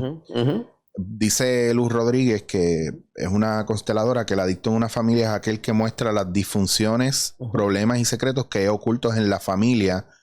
Por lo tanto, está al servicio de la familia. Me explico, voy para atrás. Cuando hay un adicto en la familia, según ¿verdad? El marco de las constelaciones y cómo se utiliza, cuando nos encontramos con un familiar adicto o una persona dentro de ese sistema familiar adicto, es porque hay disfunciones, problemas secretos y cosas ocultas dentro de la familia a nivel transgeneracional que no se han mirado y no se han trabajado. Entonces, eso es una parte también importante a mirar, cómo esa persona se vuelve maestro de nosotros y literalmente, prácticamente es mártir por la situación. Ya no estamos mirando solamente a una persona que está teniendo un problema y una situación. Es que hay cosas que no se están mirando y no se están trabajando que nos hacen responsables al entorno familiar completo y que esa persona está cargando con un peso. Mira lo importante que es que cada uno organice su casa y recoja sus cosas y bregue con sus situaciones, que no entendemos que repercute al sistema familiar completo. Porque cuando una persona es adicta, el problema no es que la persona sea adicta o tenga un vicio solamente, es que los padres sufren, los hermanos sufren, los hijos, familiares sufren, y hay un factor de no responsabilizarse, pero que está cargando y que está moviendo. Y hay un montón de situaciones, o sea, incluyendo hasta duelos, que no se han trabajado y no se han mirado, y al no mirarse dentro de la familia o dentro del entorno, provoca ese gran dolor o ese gran vacío que se llena por estas sustancias o estos vínculos están sustituyendo ese vacío existente. Claro, entonces hay una cuestión de responsabilidad, hay lealtades que no se hablan, lealtades inconscientes, ancestros, que es una cosa que se mira mucho en constelaciones familiares, en uno no entender, pero ¿por qué yo estoy tan fijado? Voy a dar un ejemplo. Muchacho, él es igual de mujeriego que su abuelo. Su abuelo el vicio de su abuelo eran las mujeres. Y él, mira, por el mismo camino va. Y a veces, inconscientemente, la gente valida ciertas actitudes. Y el problema familiar es el no poder controlar o manejar el por qué tenemos esa adicción a ese tipo de relación, a ese tipo de vínculo. Y cuando tú lo miras, te das cuenta que tú estás dependiendo, lo que hablamos ahora, llenando unos vacíos con ciertas... pero mira... Es que en la familia todos hemos trabajado como animales, pues tú tienes que trabajar como animal. Entonces, propiciar. Exacto. Yo tengo un amigo que cuando era pequeño, el nene tenía, qué sé yo, 10, 12 años y a cada rato sacaba la cerveza y le daba un sorbo de su cerveza. Es un poquito no le hace nada, que aprenda que es macho. Wow. Y no sabía lo que estaba creando en ese chamaco. Claro. Que a veces yo lo oigo hablar y indito me da pena porque me suena hasta... Lo estaba condicionando psicológicamente. Claro, entonces... Y eso es de manera más agresiva y directa, pero imagínate de manera generacional que viene la gente a las constelaciones o viene al terapeuta, especialmente la Gestalt. En la Gestalt probablemente te digan, dentro de un caso que estén trabajando, le digan a la persona, ¿por qué tú no constelas esa repetición en tu vida o esa adicción o esto que te está pasando? ¿Por qué tú no lo constelas a ver de dónde podría venir? Exacto. O cómo puedes entenderlo para poner un freno, y de ahí empieza el trabajo, ¿verdad? Como el tener esa imagen y ese ritual de cortar con ese vínculo que tienes, con esa adicción o con esa lealtad o con esa situación. No volvemos a lo mismo si no fuera que el problema es químico y que la situación pueda ser psicológica. Claro, como uno de los factores que mencionamos. Claro, entonces por eso a mí me parece interesante, y cuando vamos ahora al tema que vamos a entrar ahora, aquí se envuelve no solamente lo físico, porque es una experiencia física, claro, ¿verdad? Claro. Que hay una alteración en el sistema, pero dada la imagen que se presenta en ese viaje, se trabaja a nivel ritualista también, y eso lo lleva a nivel psicológico a tener una fijación y un entendimiento ¿verdad? Y uno tener un poder de identificarlo y trabajarlo directamente. Claro. Y fíjate lo importante de esas terapias alternativas, porque llevan al individuo a un autodescubrimiento. Claro. Que no había otra forma de sacarla porque están enterradas en el subconsciente. Y ojo, que no están esto es bien importante, que no sustituyen bajo ninguna circunstancia el trabajo profesional de un psicólogo, un psiquiatra, etcétera. Es un acompañamiento y es un complemento. Exactamente. En ese proceso de búsqueda. Exacto. Y obviamente la persona que entra en estas alternativas, en adición a las otras alternativas, obviamente tiene que ser una persona que está comprometida en su proceso de sanación. Claro. ¿Okay? De ahí viene lo de la ecuación del proceso de aprendizaje. 20% de responsabilidad del maestro, 80% del estudiante. Exactamente. No hay otra alternativa porque la verdad es que me da tristeza ver cómo la gente quiere buscar remedios mágicos a estas situaciones para resolverlas. Y no existen. Vuelvo y les repito, usted no se volvió adicto de un día para otro. Incluso, como tú acabas de mencionar, posiblemente hay factores que están enterrados en el subconsciente y usted no tiene ningún control sobre eso. Y por lo tanto, son posiblemente el caldo de cultivo que está provocando estas actitudes en usted que lo llevan a esas conductas destructivas. Bueno, Ricardo, está comprobado, ¿verdad? Y es algo que está escrito y está probado científicamente, que el ser humano, su computadora ante el trauma, hay momentos donde crea disociación de ciertas situaciones. Como un mecanismo de defensa. Como mecanismo de defensa. Exacto. Y lo puedo decir yo, que de los últimos procesos y de los trabajos que he hecho, había una situación de mi niñez que entiendo yo que yo la había hablado o la tenía presente hasta hace 10 años atrás, y en algún momento, pasando mis procesos terapéuticos, 1.5 años, 2 años, no se me ocurrió decirle a mi terapeuta ese momento hasta otro momento donde estábamos en clase, se habló de algo y eso activó ese momento. O sea, mi mecanismo de defensa automático de mi mente bloqueó esa situación, de la misma manera que muchas personas en sus procesos para moverse adelante y sobrevivir, el sistema dijo, wow, esto es muy fuerte para ti, te lo voy a... No tienes acceso a ello todavía. Exacto. Y hay cosas muy guardadas en nosotros que hasta que no pasamos ciertas situaciones, es como si el sistema no te dejara accesarlo porque entiende que no, esto puede ser muy fatal para ti. Claro. Y la gente cae en una negación o en una disociación de la realidad o de los acontecimientos. Incluso gente que cambia y dice, no, porque recuerda las cosas de una manera. Y la otra persona dice, no, eso no pasó así. Pasó esto, y tú hiciste esto y esto otro. O sea, hasta te llegas a vender una situación de una manera ¿verdad? Por las creencias que tiene y no por lo que realmente sucedió.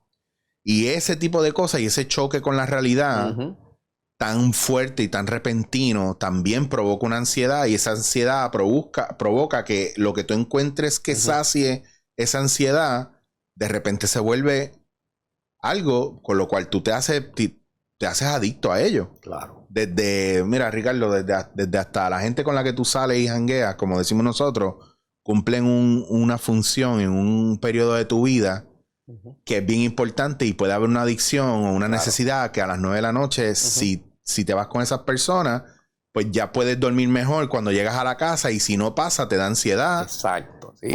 Pues, y para mí, ahí hay una adicción envuelta. Claro, está llenando un vacío existencial con ese tipo de relación. Así que tenga mucho cuidado con este podcast porque crea adicciones. Después que usted se despierta, se levanta, usted lo oye, crea una adicción y después me pide más y me pide más, y la gente está adicta a que tú hables. Claro, así que... Y pues retomando ese tema de terapias alternativas, por ejemplo, el Instituto Nacional de la Salud acaba de asignarle aproximadamente $4 millones a Johns Hopkins para llevar a cabo un estudio a gran escala en los procesos de detoxificación de la adicción a la nicotina. ¿Ok? Se ha notado que cuando tú utilices sustancias como la psilocibina, que es una sustancia psicoactiva que mal llamamos a alucinógenos, pues la psilocibina se obtiene de un hongo que se cultiva especialmente en el área de México y que tiene propiedades de alterar la conciencia. Pues se ha observado que utilizando psilocibina, los resultados para resolver el problema de la adicción psicológica, de la dependencia psicológica, funciona extraordinariamente bien. ¿Ok? Incluso se ha alegado que hasta un 80% de los pacientes que utilizan como alternativa, bajo condiciones muy reguladas, pueden tener una resolución total de esa dependencia psicológica, ¿ok?, a esa sustancia, y por un mecanismo de acción muy particular. Fíjate que nosotros dijimos aquí, desde un comienzo, que una adicción conlleva un tipo de pensamiento obsesivo. Está relacionado con nuestros procesos subjetivos conscientes. ¿Ok? ¿Qué significa eso? Pues son esos procesos en los cuales nosotros estamos ensimismados dentro de nosotros mismos. Ya sea preocupándonos por el pasado, o preocupándonos por el futuro, o reevaluándonos a nosotros mismos, o soñando despierto, o lidiándonos mental e interiormente con nuestros asuntos y dilemas personales. ¿Ok? Y ese mecanismo está controlado por una red neuronal que se conoce como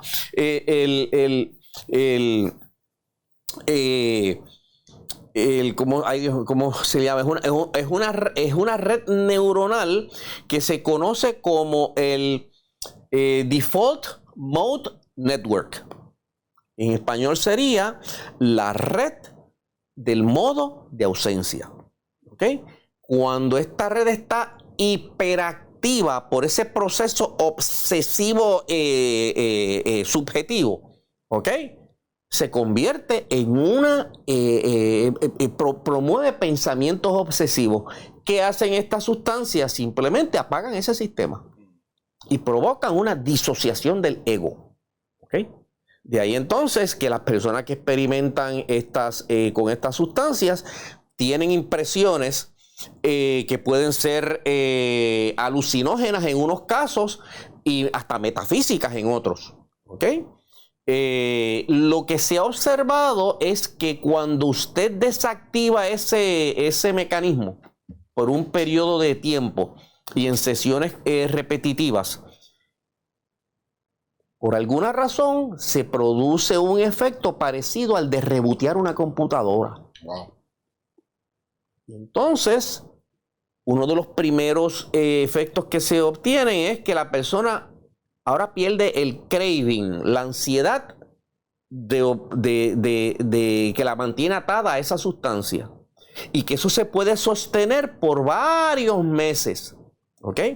Obviamente, esta alternativa, que parece ser muy prometedora, tiene que ir de la mano con el adecuado tratamiento psicoterapéutico y alternativas como las que tú acabas de mencionar, para que entonces podamos desvincularnos de la conducta que nos lleva a esas adicciones. ¿Ok? Que al final es una conducta, volvemos a lo mismo, en muchos casos viene ya dentro de una programación en los momentos más vulnerables de tu vida, y es como una bomba de tiempo, explota en el momento donde, o sea, cuán jodido puede ser tener un trauma donde tú te sientas impotente y de repente llegas a una edad adulta donde te sientes con todos los recursos para sentirte lo suficientemente fuerte y potente y bregar con esa situación de manera negativa. Por ejemplo, de pequeño buscar un escape que no tuviste, y de adulto tener la facilidad de conseguir ese escape a través del alcohol, a través del cigarrillo, a través de... O sea, hay muchos factores fuertes y jodidos ahí. Por eso es que es tan complejo, y por eso incluso te dije que no importa cómo queramos encajonar a la gente que manifiestan estas conductas, la conciencia humana es un misterio. El alma humana es un misterio de la cual todavía no conocemos casi nada. No sabemos nada. ¿Ok? Y entonces tenemos que crear un balance entre la ayuda que damos, ya sea farmacológica y psicológica, para poder restablecer el equilibrio. Por ejemplo, mencionamos la psilocibina. ¿Por qué son tan prometedoras? Bueno, por ese mecanismo que ya acabamos de describir. Sin embargo, esto es conocido hace mucho tiempo. Desde los años 50 hasta principios de los años 60, se venía experimentando con esta sustancia, no solamente la psilocibina, sino la dimetiltriptamina, y también con el ácido lisérgico. Y hay amplios estudios de esa época tratando pacientes en el área de psiquiatría, en depresiones, en adicciones, incluso para manejar la ansiedad de personas que están a las puertas de la muerte. ¿Ok?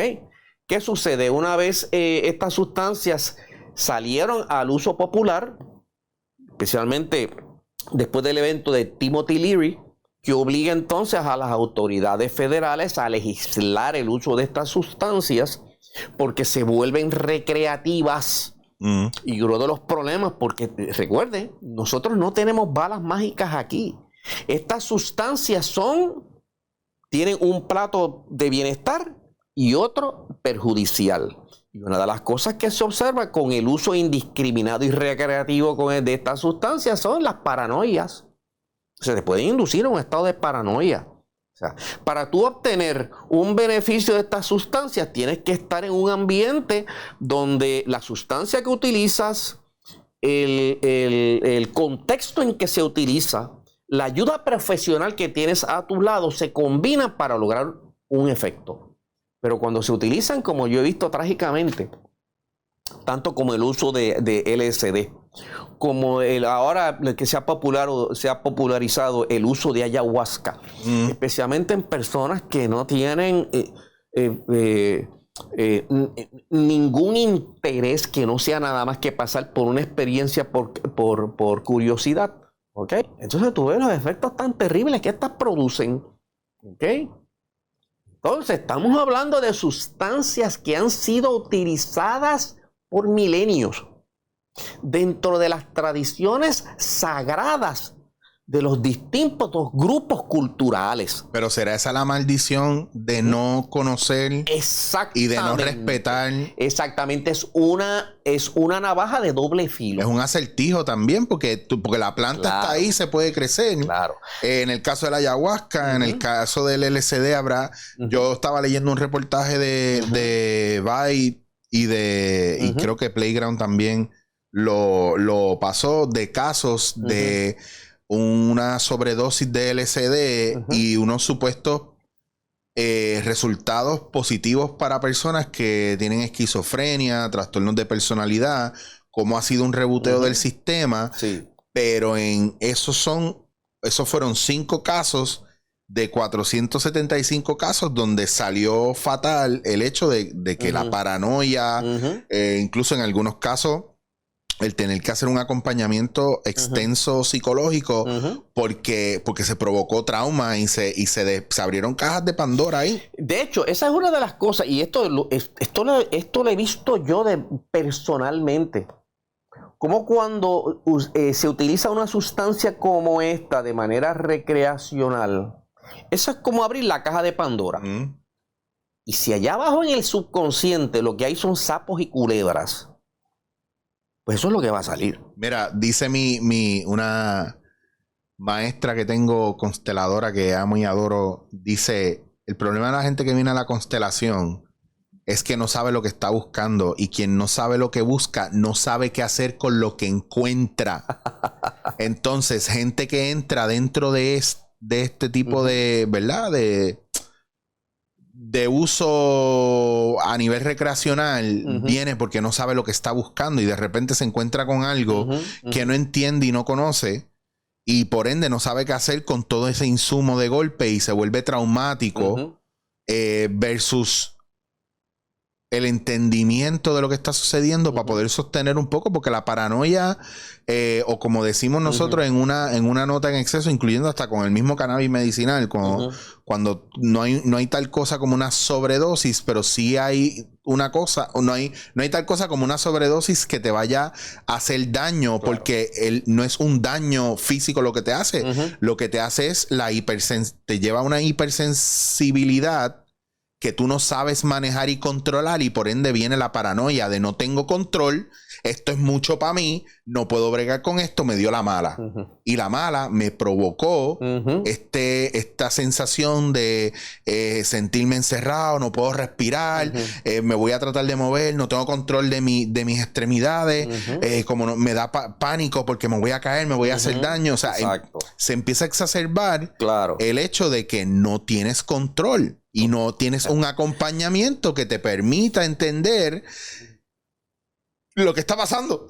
De hecho, de mi experiencia con con estos grupos, es que, por ejemplo, pues llegaron allí recreativamente, les importó poco el ritual chamánico que se estaba haciendo allí, se metieron la sustancia, y lo que tú observas allí es una cosa espantosa. Primero, ¿por qué paranoia? Porque cuando tú desactivas esta red neuronal y disocias el ego, tú pasas por un proceso de muerte. Tú de verdad te crees que te estás muriendo. ¿Okay? Tú crees que te estás muriendo. ¿Okay? Porque te estás desasociando con cualquier concepto que tú tienes del ser, de quién tú eres, de la integridad psicológica tuya. Todo eso se hace pedazos. ¿Okay? Y entras en un estado de conciencia que para algunos puede ser extraordinario y para otros puede ser infernal. Y las cosas que tú ves allí, que se manifiestan, desde el punto de vista psicológico y físico. Allí la gente se defeca, se vomita, entra en grito, igualito como si estuvieras pasando por un exorcismo. ¿Ok? Ahí es que está el peligro. Por eso es que cuando estas sustancias salieron a la libre comunidad por primera vez, hubo personas que se suicidaron a sí mismas, se suicidaron por el estado paranoico en el que entraron. ¿Okay? Así que mucho cuidado con estas sustancias. ¿Okay? Sin embargo, es una tragedia que se hayan suprimido tanto y que se hayan colocado en una clasificación dentro de las leyes federales que prácticamente impiden la investigación. Y se dio al traste con más de 20 años de investigación donde se ha visto la utilidad que tiene para tratar depresiones, para tratar adicciones, para tratar ansiedades ante los procesos de la muerte. John Hopkins lleva haciendo pequeños estudios desde el año 2016, especialmente en las áreas en pacientes deprimidos clínicamente, con resultados extraordinarios. De hecho, tan es así que la revista Scientific American ha hecho ya varios artículos y editoriales donde se urge a las autoridades federales a que liberen de alguna manera las restricciones que hay con relación a las instituciones médicas que desean continuar con la investigación en estos campos, porque podría ser una herramienta extraordinaria para ayudar a estos pacientes a finalmente salirse de estas dependencias o finalmente salir de estas condiciones psiquiátricas como la depresión clínica para mejorar su calidad de vida. ¿Ok? Me parece que hay un potencial extraordinario aquí, pero yo soy uno de los que estoy terriblemente opuesto a que estas sustancias sigan siendo utilizadas de manera recreativa, porque eso es corromper. O sea, vamos a poner por ejemplo el ayahuasca, que se ha popularizado tanto. ¿Okay? Para empezar, tenemos que entender que estas no son sustancias adictivas, no producen ni dependencia física ni psicológica. ¿Ok?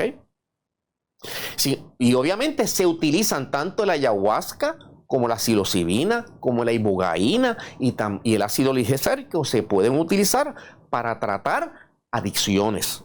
¿Okay? Como ya lo hemos visto, porque todas comparten el mismo mecanismo de acción. ¿Ok? Pero fíjate que son sustancias que eran utilizadas en un entorno sagrado.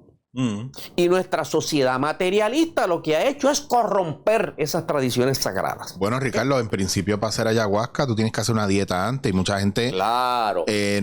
Tampoco no lo entiende y no lo hace lo tampoco. Lo primero que te dicen es que no puedes comer carne por una semana. Claro. Tienes que tener una dieta liviana, tienes que descansar bastante, tienes que meditar, tienes que orar, tienes que prepararte física, mental y psicológicamente para lo que viene, porque es una patada bien fuerte lo que te van a dar. Es un viaje literalmente. Eso es así. Un journey literal. Eso es así, ¿ok? Así que imagínate una persona que encima de los problemas que está teniendo psicológicos, ahora se quiere ir a experimentar con esta sustancia sin el entorno apropiado, sin la ayuda apropiada, pues es hacerse daño a sí mismo innecesariamente. Fíjate la ambigüedad que hay en esto, ¿ok?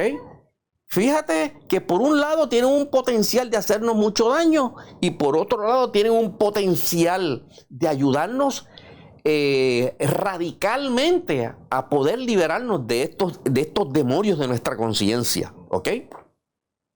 Así que ahí está la propuesta, como se ha estado proponiendo por autoridades científicas a nivel nacional para que se liberen de tal manera que se pueda seguir.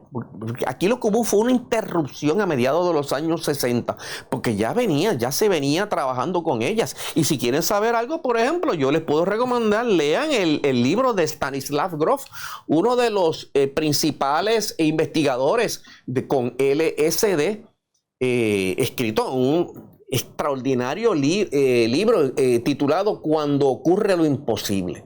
¿Ok? Y sus experiencias con pacientes siendo tratados con ácido lisérgico en la Universidad del Sur de California.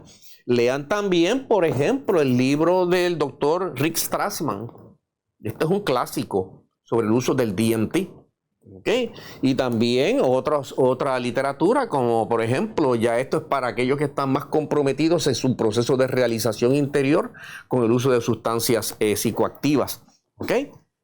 Ahí están. ¿Okay? Nosotros tenemos una tendencia a demonizar las cosas. Y este tipo de sustancias han sido demonizadas.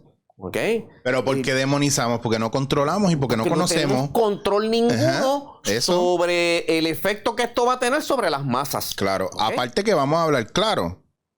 ¿Qué pasaría si todo esto se utilizara en bienestar de la humanidad? ¿Qué pasaría con la farmacéutica y qué pasaría con un montón de profesiones que dependen de que la persona venga recurrentemente o de pasar unos tratamientos? Claro, ahí es donde hay... Porque no es lo mismo un psicólogo, y ojo, no quiero desmerecer ni es tirarle la mala a nada ni nadie, pero no es lo mismo un psicólogo que tú llevas yendo al psicólogo por 5 o 6 años, que aparezca un psicoterapeuta gestaltista que te diga, vamos a hacer 12, 15, 20 sesiones, ¿verdad? Porque te lo programe así y de repente te diga, te voy a dar de alta si quieres trabajar. Yo pienso que ya lo que trabajé contigo ya está. Sí. Ahora te toca, ¿verdad? Buscar otro espacio y otro lugar porque también se crea una codependencia. Yo conozco personas que llevan 25 años con el mismo psicólogo. Para mí, esto soy yo y que me caiga el fuego a mí. Pero usted no puede estar 20, 25 años con el mismo psicólogo. Usted tiene que buscar otras alternativas, porque si usted está yendo al mismo sitio siempre, no es porque usted está mejor. Perdóname, pero creo que usted tiene una codependencia. Y tiene otra adicción. Ajá, y eso es un problema. No estás asumiendo responsabilidad por ti y creo que la persona que te está trabajando o con la que tú estás trabajando está viendo lo mismo. Y aquí, ven acá, pero y el viaje de ir a un psicólogo, a un psiquiatra, a un terapeuta o a terapias humanistas o a rituales chamánicos, no es uno crecer y mejorar. ¿Y por qué seguimos dando vuelta en el mismo loop? Que posiblemente no haya compromiso para mejorar.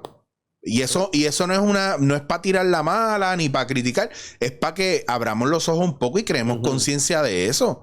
Yo entiendo que si yo voy al gimnasio repetitivamente es porque estoy buscando unos resultados o porque quiero darle un mantenimiento a mi sistema. Pero si no encuentro resultados y vengo con el mismo caos y necesito de alguien que me ilumine en ese caos, pues entonces a lo mejor yo no estoy internalizando algunas cosas. Y yo como actor, para mí es importante en mi proceso de aprendizaje y crecimiento trabajar con diferentes directores. Muy bien.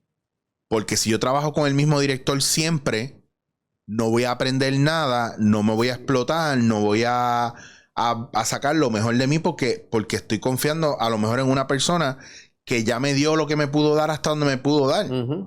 Y el próximo paso, ¿cuál es?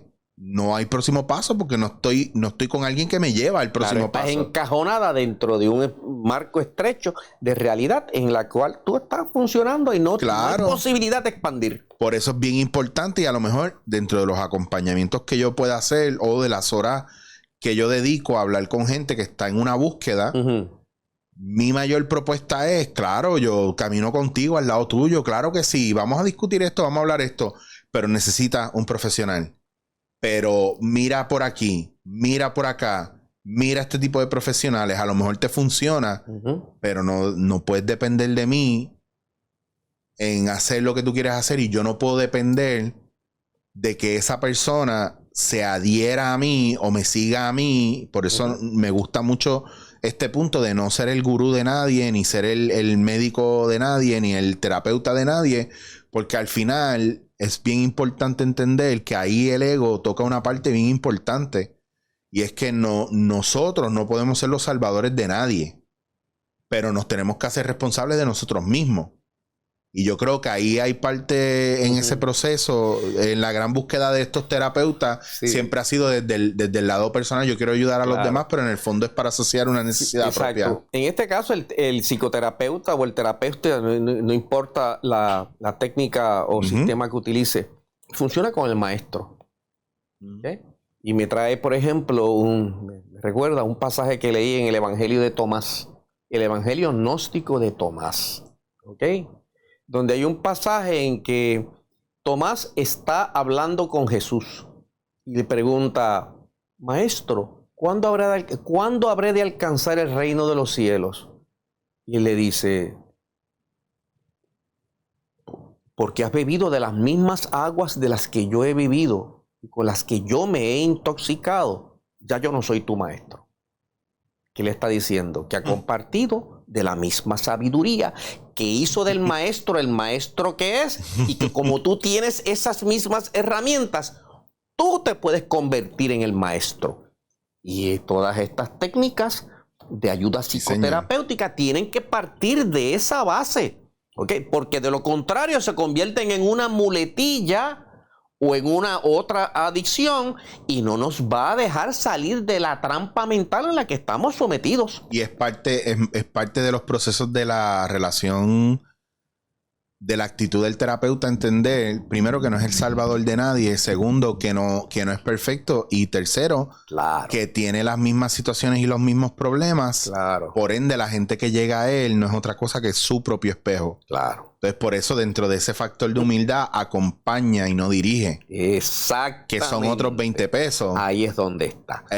Y eso es algo que nos está pasando hoy día cuando en posiciones, ¿verdad? Dentro de la psicología o hasta la misma psicoterapia y la psiquiatría y todo esto, el profesional se para desde un lugar, ¿verdad?, alto, y lo que transmite o lo que provoca muchas veces es la repetición de algo que a lo mejor él mismo no ha trabajado en él. Entonces, esto es, ¿verdad? No es tanto una acusación, sino una invitación a la mirada profunda y a la escucha profunda, no solamente de lo que está haciendo alrededor en ese momento, en el presente, sino interno. Claro. Así que ahí hay mucho trabajo ahí. Creo que tenemos aquí material. Está duro, todo heavy. Eso es así.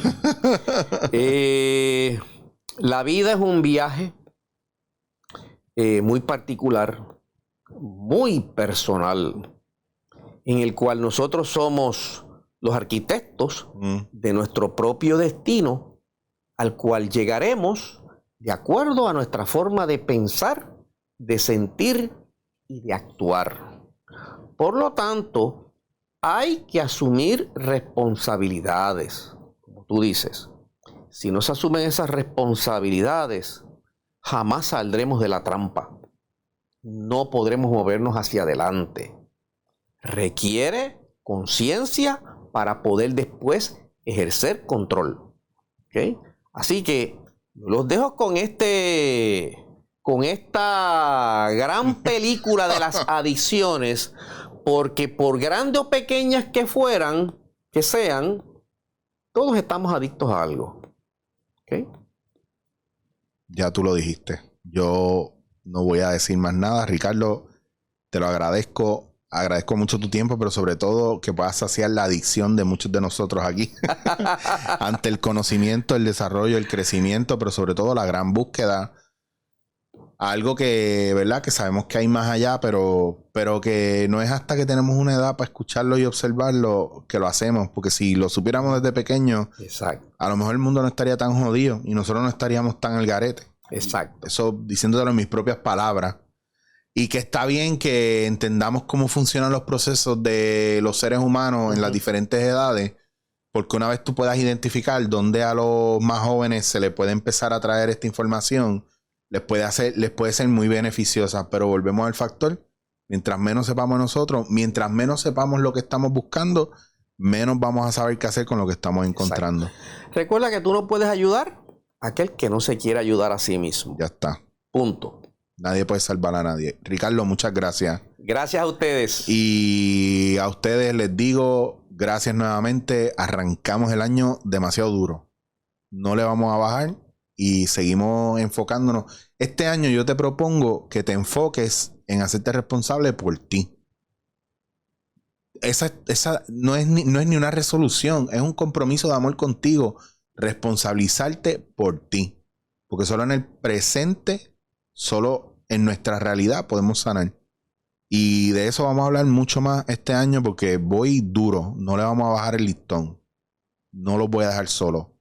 Pero es porque los amo y los amo porque me amo. Si no, no estaría haciendo esto. Así que gracias, corillo. Seguimos dándote en la cara.